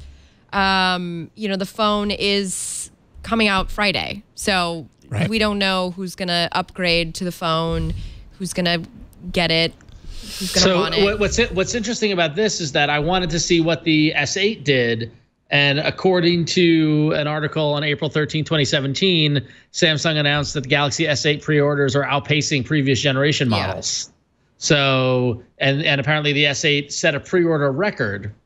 So so if the S8 did so well, I wonder how orders of the S9 are compared to the S7. Yeah, that's a really great question, actually. That makes a lot of sense. If the S8 was such an blew everything else out of the water, is it fair to compare against that? Yeah. Or is it more fair to compare against generations before that were kind of more normal? I don't know. I mean, but then also the S8 was coming after the whole note debacle. Yep. Right. And so people didn't get their notes. A lot of expectation. And yeah. No, people didn't buy notes. People that were ready to get a new phone and they said, well, I don't want the note. Fine, I'll get this S8 Plus. Right. Yeah. It's hard to make these comparisons. But I feel like 70% is like 30% down. Like, was the S8 30% up? You know what I mean? Like, it still seems like it's down. So Yep. And then we have an email from Tyler who says, while I don't have a problem with the, air quotes, notch per se, I'd like to point out that it isn't actually a notch. It would be more correct to say that the screen has grown ears, as the middle of the notch is where the screen has always been, and just the corners have been extended. Why are we basing the name on where the screen isn't instead of where it is? Interesting point. You know what this is? I feel like Tyler's a glass half full guy, not a glass half empty. I feel like Tyler's the Cheshire Cat, just speaking to me in riddles, and I am Alice, lost in this wonderland of notches. I don't know. I understand where Tyler's coming from, and I've actually considered this myself as well, which is like, if you have the ability to add a little bit more display and you have to keep the components in that particular point, is it better to say, no, we can't put display up there because this is going to put a notch in it? Or is it better to say, well, we can put the display up there, we just have to make a little cutaway for the things that have to stay up there? I'm okay with my bezels, so I'm the wrong demographic. Yeah. I like a good bezel. I mean, I don't really care either way. Who doesn't like a good bezel? I'm fine with a notch. I'm fine without a notch. Whatever. But it's a good way to phrase the question, Tyler, and we appreciate your emails. Thank you. AAA@twit.tv if you want to be like Tyler next time. Want to be like you. Quick break, and then we'll get into the Android arena. We've got some awesome apps to show off, and I have not created a poll, but that's okay. I'll have plenty of time to do that, I hope. I'll just go ahead and get it started right now. This episode of All About Android is brought to you by LegalZoom. National Small Business Month at LegalZoom is here. Whether you're just starting out or maybe you already have a business, there's a lot that you can take advantage of right now through LegalZoom. LegalZoom offers a whole host of things that are going to make your life easier if you're running a business or if you're starting up a business. Just go to LegalZoom.com/startup during March, and you can download your free business startup kit. You'll get a ton of great information. For example, you can find out how to maximize your business deductibles under the new tax laws. The new tax laws are pretty complicated, and you need to take some time and analyze how that applies to your business. LegalZoom can help you there, help educate you. Plus, you'll get great discounts. Your kit includes special deals from LegalZoom, along with offers from their service partners, so you can save a bunch of money. LegalZoom is not a law firm, but they know that you need to tap into the right resources to run a successful business, and that's why their business startup kit exists. That's what it's all about. Go to LegalZoom.com/startup, and you can download your free business startup kit today. Hopefully that'll arm you with some information to make your startup, make your new business, your idea even better, even more successful as you go along. That's LegalZoom.com/startup. There's no obligation, just free business resources. This offer is only available in March. So if you're listening after then, you can still enjoy special savings by using our code. That's AAA when you check out at LegalZoom.com. LegalZoom, where life meets legal. And we thank LegalZoom for their support. And with that, it's time to take a detour into the arena. So many enter, but only one lives. Android Arena. And the Android Arena poll last week was twit.to/AAA poll 359. Going to it, hey, not bad. Sleep as Android. Hey, good for you. Yay. I mean, I love that app. The more I use it, the more I love it. 50% of the votes for Sleep as Android. Second place, Text2. Of course. Textio. Good app. I downloaded it. Text2. Ron, was that yours? Yeah. It That was yours. Yeah. Congratulations on that. 28%. I'll take it. Stylish Text. That was Flo's app at Flo's last 13%. minute. Yeah. That's Thanks, all right. guys. Hey, you got third. For the pity. Thrive for Samsung, fourth place at 9%. I think there was also a little bit of difficulty for people trying to get to the Thrive app. It was a little confusing. So apologize about that. But so what that does to the scores, to the standings, are after 10 weeks of all been Android, the tie was broken. You might remember all three of us were tied. Guests are still in first place with 30 points. So guests are still solid. They're not here tonight, though, so they're not getting this week's points. Jason, you broke out into second with 24 points. I'm in third with 22. And Flo, you're right behind me with 21. I'm right still behind. Anyone's ball game, but yet none of us will be able to dethrone guests this week, because even if we get a win, we won't have enough points. So, but we can climb back out of the basement. So. That's right. It's all over the place. So I think that means that Flo goes first. I think so. She's the loser. All right, cool. I That'll give me am. time to set up the poll. I will put you I'm just up setting at up the my top. app, actually. I'm going to eat an Oreo while this goes on. Yes. I'm going to eat a Choco Brownie Oreo, and you can find out what we thought of these by stay tuned to the end of the show to listen to the pre-show, which is at the end of the show on the recorded version. We know it's confusing, but trust us. All right, Flo, go. So this app is called Paint 2D. It is a free app, but I paid the $2.99 for it because support your devs, and also because I don't want to see any ads. Not into it. So it's really just exists for complete nostalgia purposes. So as you could see, this is a very, very, very, very simple paint app.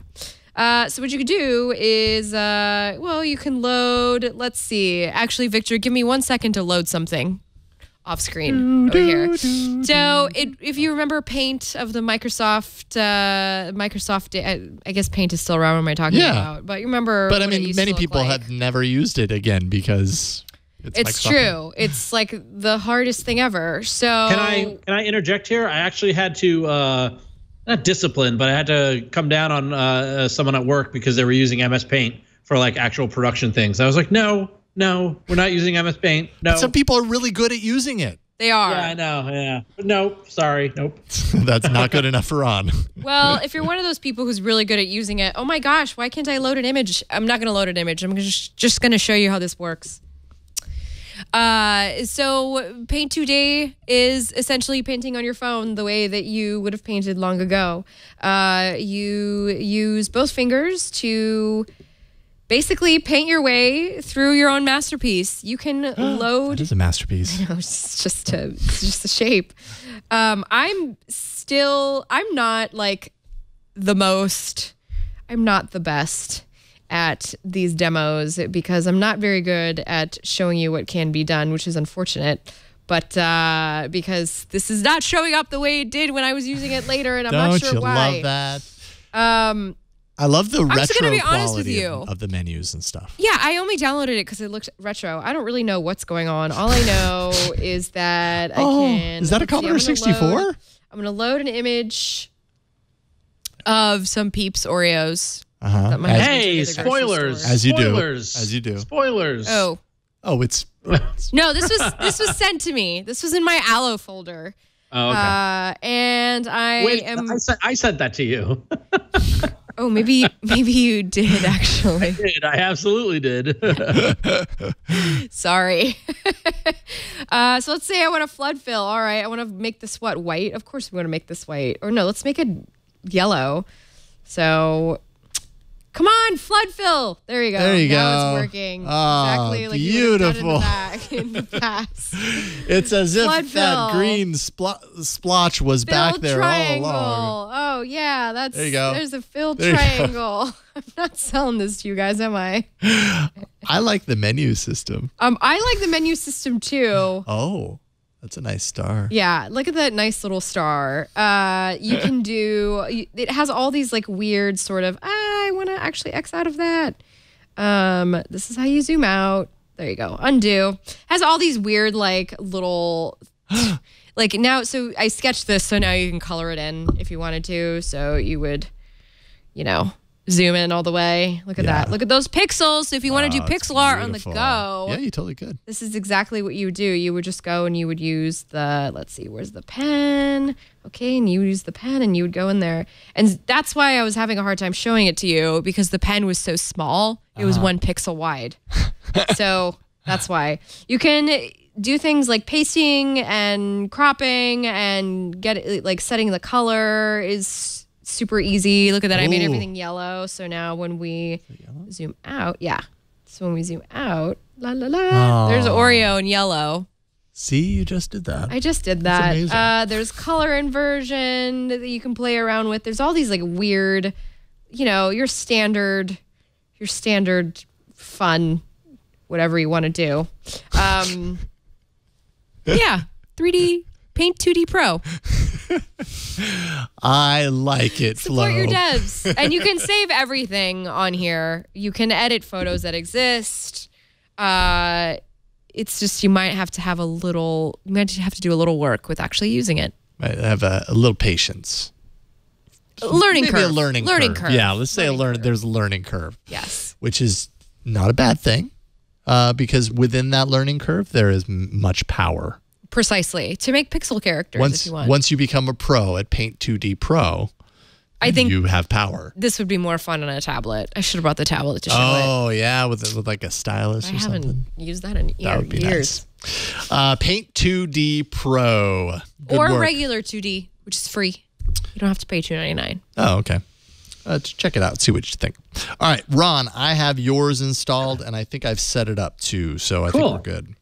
Yeah, so basically, it's been a while. As longtime viewers or listeners of the show know that I'm very much into productivity apps and to-do apps and things like that. But I haven't revisited the topic in a while because I feel like it's kind of been done. The Todoist is out there. Wunderlist was there, then went away. There's some great apps. But then I came across this app called Nirvana. It's called Nirvana, and it is a to-do productivity app that is specifically built around the productivity school of thought called GTD, or getting things done. Mm-hmm. And why I thought this was interesting is because if you're aware of getting things done, and I highly recommend if you're into productivity or if you're into ways to work better, to get the book Getting Things Done by David Allen and read it. It is quite literally a life changer.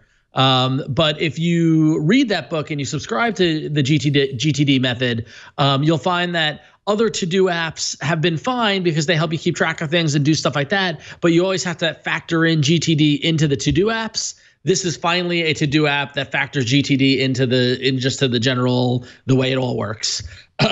So it's a really nice app. Of course, as you can see here, and Jason demoing it, it's it's got the lovely material design as well as the little kind of soft touches here and there. You can set up tasks. You can you can give it a title. You can give it a tag. You can give it a little description.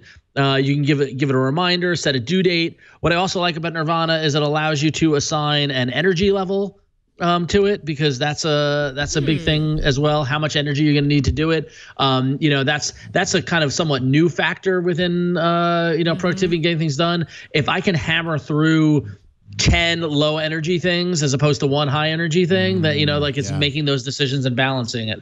So it's really, really cool. If you go back to the main view away from the details of an individual task, and you tap the hamburger menu in the upper left hand corner, you can see that much like the GTD method, you have at the very top capture and your inbox, and this is where you capture the things you need to do. You're going to say, okay, so right now it's empty. I need to read that book, right? I need to fix the whatever. I need to recode that process. I need, you can do a whole bunch of things. You dump them all into your inbox, and then what you can then do is you can. I like you keeping up with all my tasks, right? You can then, if you go to the menu, to the hamburger menu, you can see then you can categorize things as what I'm going to do absolutely next, what I'm waiting to do, what's scheduled to do. That's in terms of the scheduling aspect of the tasks. But then if you go back to the menu, there's an area called prioritize, and there you can see focus. And focus allows you to say, if you tap right there in the middle, focus. So anything that was starred in the app is the things that you're focusing on. So for example, in my day-to-day at work, I've got a task list that's about 30 tasks long, but today I'm only going to focus on these 3 things. And these are the things I'm going to stay focused on. And I'm going to delay the other ones as needed through the scheduling or whatnot. And then finally on the menu, you can organize your projects by hitting the little projects folder. And you can start, when you get the app, they start you with a project called Brush Up on GTD, right? But you can start a new project. We can say, Android dev or whatever you want to call it, things to do, right? And so as you create tasks in your inbox, you can drop them into projects. It really works great. It's fantastic. Nirvana also has a web version that you can log in, and it syncs to everything. So anything you do in the app syncs to the web version. So if you're at work and you don't want to be on your phone, you can pop over to a web browser and see it there. So Nirvana for GTD, this is a great productivity to-do app. If you subscribe to Getting Things Done, this is like your dream app. So there you go. Sorry, I have to move these into the things. That's fair. Yeah, no, Ron I get it. Where did I get to that? Yeah, there it is, down at the bottom. Things Ron said now has 2 tasks in it. Read that book and code that thing. And I'm going to focus on reading that book today. So yeah, there it is. All right. And then when you're done, you just go, you read that book. Reading that book was as easy as reading. And what's cool now is if you pop over, go back one more and go to the menu, and then scroll down to the very bottom, cleanup. This is the best thing ever. You just say cleanup logbook, and it will take the completed task and just kind of wipe it away, right? So if you go back to things Ron said, right? Collect completed items. Collect it. Yep. Collect it. Collect. And read that book into your logbook. So you can keep track of what I did, but it'll take it out of the project and put it into your logbook so you can go back and revisit it. So completed today, March 13th. Yep. Awesome. Cool. Love it. Nirvana for GTD. And it's free. Registered trademark. Yeah, GTD is copyrighted. So yeah. Mr. David Allen, I had the pleasure of interviewing him once a few years ago, and he was delightful. So yeah. Oh, nice. Good stuff. Awesome. Okay, so that's Paint2B Pro and Nirvana for GTD. So I went somewhere yesterday. I went to the World's Fair Nano here in, not here, actually down in San Francisco, near the ballpark, and it was just kind of a big event with a bunch of future-looking things and future food and future transportation and all that kind of stuff. And I discovered an app while I was there, and I couldn't remember if we've ever had it on the show or not, but it was interesting to see it. It was called iJack, and basically it's an augmented reality meets art sort of presentation. So what they had there is they had this big wall with a bunch of framed art pictures, and the art in and of itself was pretty cool to look out on the wall. Then once you had the iJack app running, you could hold up the iJack app view to the art, and it would animate the art and like make the art come to life, basically. So I'm going to go ahead and show it off here. I know Victor is actually showing some promo stuff. They have some of this stuff shown off on their Instagram page. I'm going to see if this works here. So I went to their Instagram page. I don't know if you can see this through the preview, Victor. And they have some of the art that's actually accessible through the iJack app. So we'll see if this actually works. I'm going to go to the frame. This is all from a book. So they have an art book that you can get. And then, you use your app and point it at the art book. So I'll go ahead and launch AR, and it does the pass-through camera. And then when I do it over the top, oh, hey, something's animating. Hold on, let me turn it up. I hear it. Oh, nice. All right, we'll go ahead and switch to a different one. That's cool. And it was really cool because you could go to this wall of all this framed artwork, and then you hold this up, and it would transform in front of you and do weird, cool things. It's not creepy at all. Not at all. Or is it? Let's see here. I got a few more. Oh, that's when you take it out, it's normal. You can kind of see the picture, right? And then you put it in, and it kind of puts it to life. A lot of really kind of like psychedelic infused imagery and stuff. There was a heavy Burning Man vibe at the World's Fair Nano in many different ways. That one's cool. I saw that one while I was there, and it was just kind of neat. She's filling up. Yeah, but show what the regular one is. It's just... And a few more. So, and basically they have a whole art book just filled with this stuff. So you can just sit there and... Oh, my. And then finally... Oh, this one was really cool. People climbing out of the guy's mouth and eyes and everything.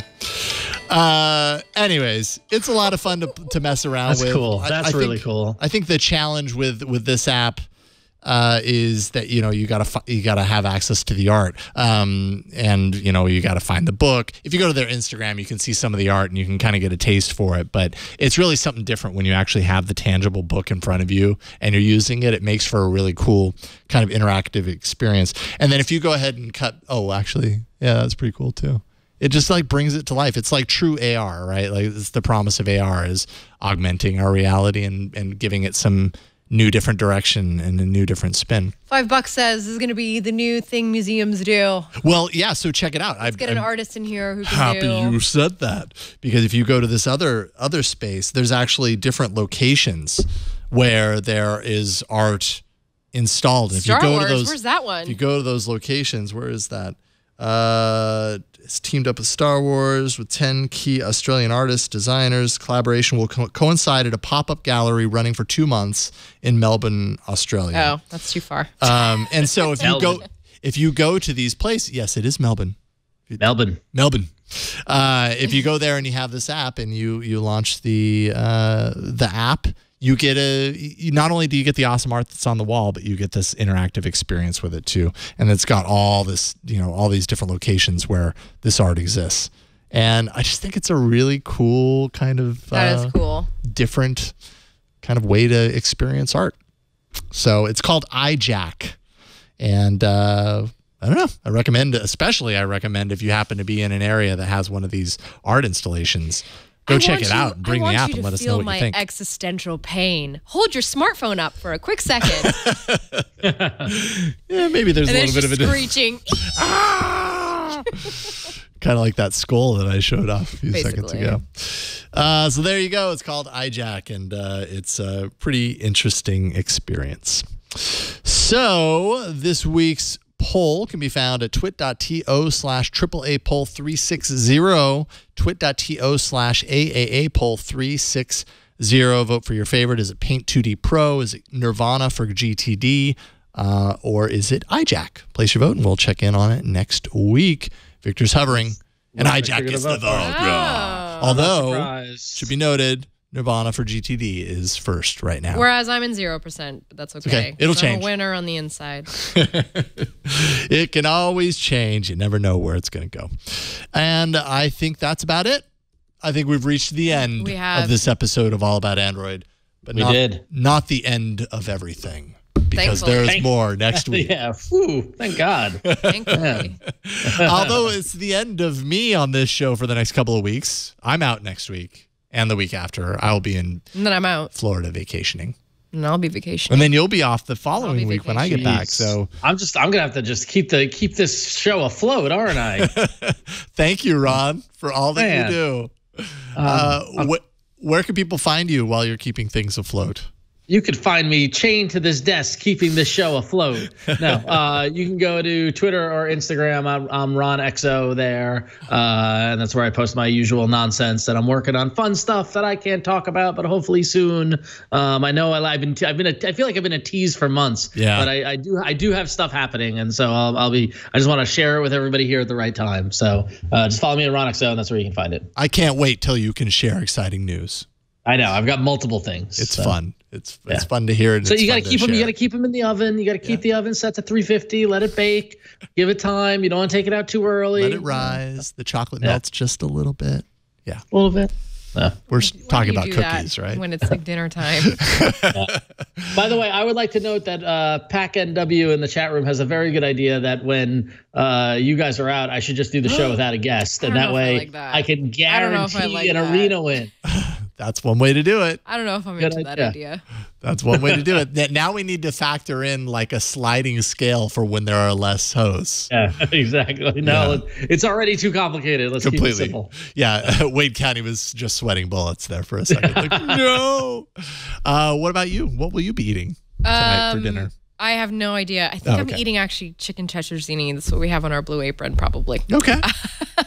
But hey, if you're still seeing empty boxes on your Android device and you don't have 8.0, it's probably because you don't have Emoji Compat. If you want to know what I'm talking about, go to Emojipedia's blog. I wrote about a little update on Emoji Compat in Android, which is actually a part of, if I'm not mistaken, and feel free to correct me, is part of the Android 8.0 APIs. I believe so. So basically, it allows for app developers to pull in from the emoji library that Google sets out so that you always have the latest emoji. However, it turns out after much extensive testing that it's not on it's still not like a widely available thing. Only a couple of apps use them. So if you're interested, head over to Emojipedia. I'm still writing about emojis, and it's a lot of fun. It's a lot of fun. I want to comment that we live in a world where you're getting paid to write about emojis, but I think that's great. I don't mean that to be negative. I think it's awesome. So. No, it is. Well, and we're also, looking at because a lot I draw a lot of parallels from the emoji on Android to fragmentation on Android because, this is one of those things that Android's Google's trying to use to sort of take away the pain of the fragmentation that has befallen this beautiful platform. Yeah. Yeah. So, but I can safely say I haven't really seen many of those Xbox things because you're on 8. I guess so. That's why. That's awesome. But there's if you're on the majority of people are not. Yeah. But let me tell you, from my perspective, it's really nice over here. When you guys get over here, you won't see those boxes with X's anymore, and you'll know what we're talking about. I can't stand them. Yeah, you get the box and the gender. Oh yeah. Symbol and then the emoji. It's like, oh god. Yep. Victor, thank you very much for your service this evening. Thank you, Victor. Each and every evening, and we appreciate all that you do.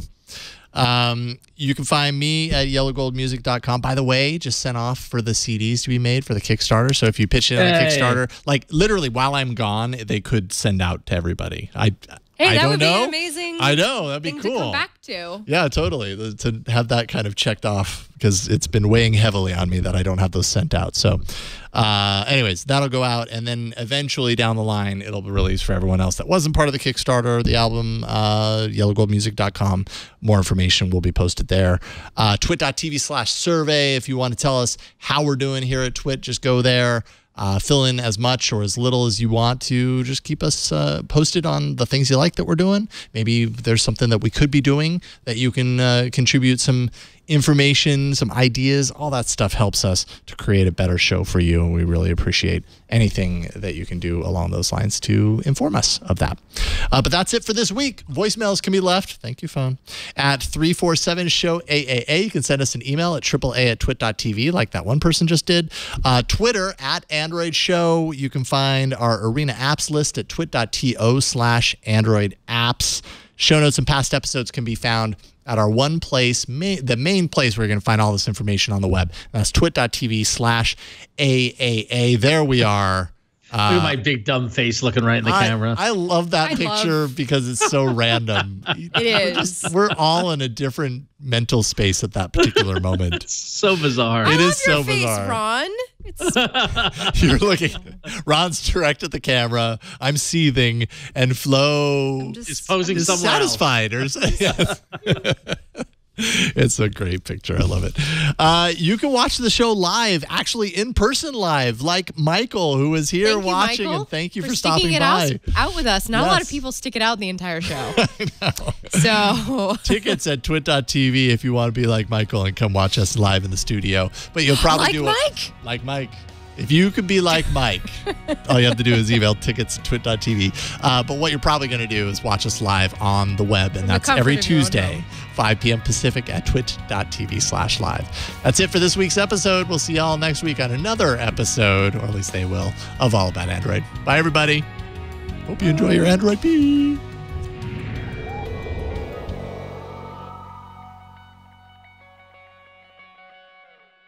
Are we doing the I thing first? I think we are doing the thing first.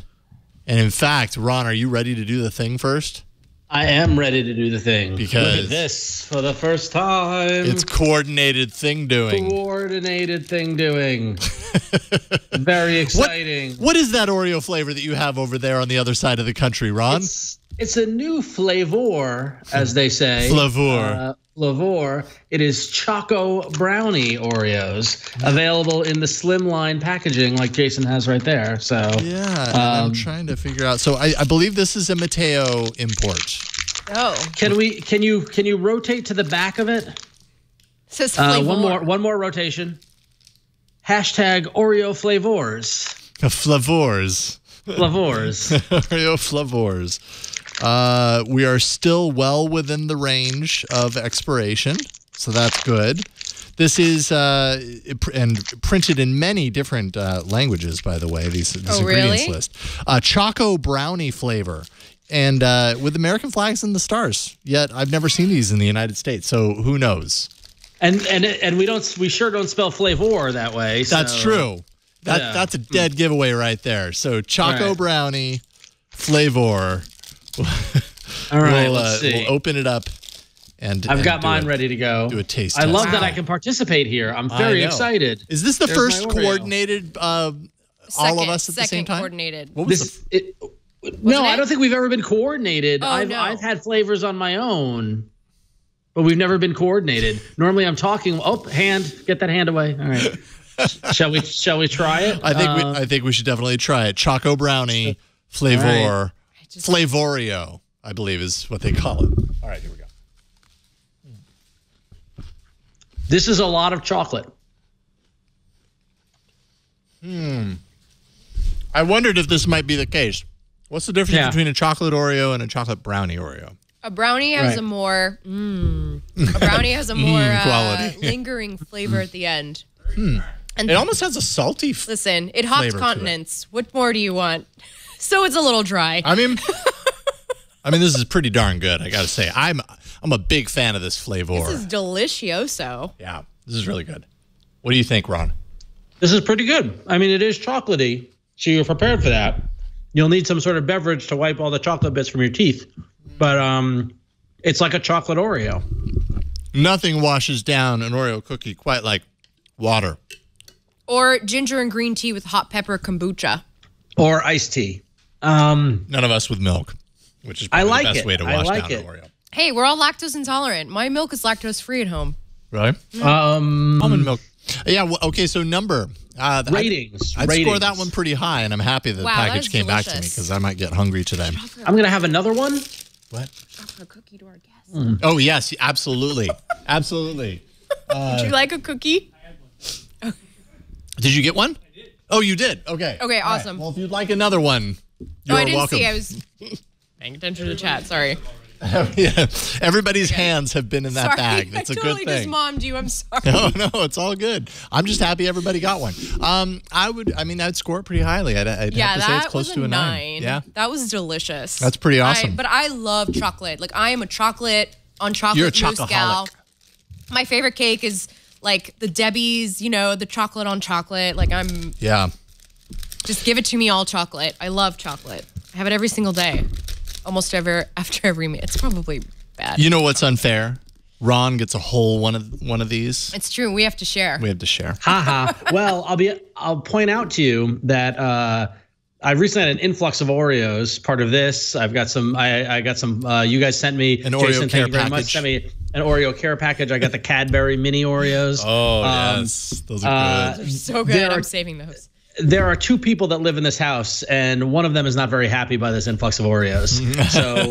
So I will be taking this open container of Choco Brownie and bringing it to work tomorrow to share with my coworkers. All right. So it will be gone. So don't worry about it. I mean, I understand. It's a temptation. When it is a temptation. A Choco Brownie Oreo is around, it's hard to resist. I have to give it. I give it an 8. Okay. Okay. I'd say that's a respectable score for that. 9. I could have gone between an 8 and a 9. But I'm a chocolate. I would eat that without hesitation. So I think that probably puts I it have in a the 9 slight category. bias towards chocolate, and I'm saying it here now, America. I have a bias towards chocolate. Have you ever been to Cold Stone Creamery? I don't like. Yeah, all my friends worked there in high school, so I have really? quite a relationship with Cold Stone. Yeah, see, and I had never heard of it until like a couple of years ago. It opened when I was in high school. I love how they take the ice cream, they put it on the thing, and then they take like cookies, put it there, and just start mashing it all together. Have you done that I mean, at this home? would be really good mashed in Yes. ice cream. Is that where they sing? Do they still sing there? No, that's when you tip them. When you tip them, they sing. I remember I went to Cold Stone right when it opened, and it was a cacophony, and it was very loud and singing, and we never went again. So, You're like, I'm not going there. Yep, I never I'm too old finished for a this. cup of ice. I didn't know that they sang. Yeah. That's news to me.